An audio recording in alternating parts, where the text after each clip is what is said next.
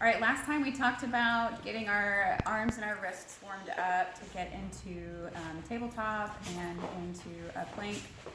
Right now we've got Coach Todd in our tabletop position. We haven't talked about getting into plank yet. And what we're working towards is getting into some of those moves where you're doing a little bit of your arm balancing and strengthening your core and your arms to get into some of those movements that look awesome on Instagram, right? So, okay, we've got Coach Todd here in tabletop. So one thing that we do a lot, we hear a lot about, and Emma's really excited about it, is when people get into planks. But right now, let's talk about what happens when we're in our tabletop position. Let's first go ahead and float the knees up. So what you're going to be doing here is while you're in this position, Coach Emma's going to come this way. So we've got Todd's heels of his hands pulling and creating tension towards his knees. So he's creating this tension in his core here. We've got his elbow pits facing out.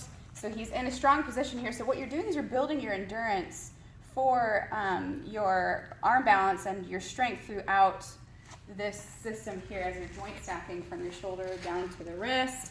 So you're building this strength. You can come out of this, touch and go, come back up into it, engage. It's really good before you start holding a position like a floating tabletop or even a plank to go in and out of that position to actually feel what you're supposed to be doing, what your body does as it's going in and out of that position. All right, so come back down, take a short break, giving Coach Todd a break here. So now we're gonna float back up to floating tabletop.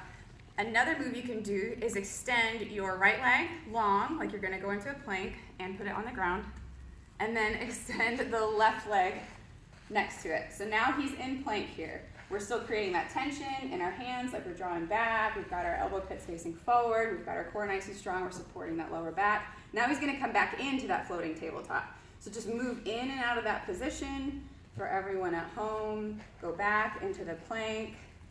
And again, rest, okay? Because this is gonna be quality over quantity. You're going for how you feel and where you are in this position instead of time.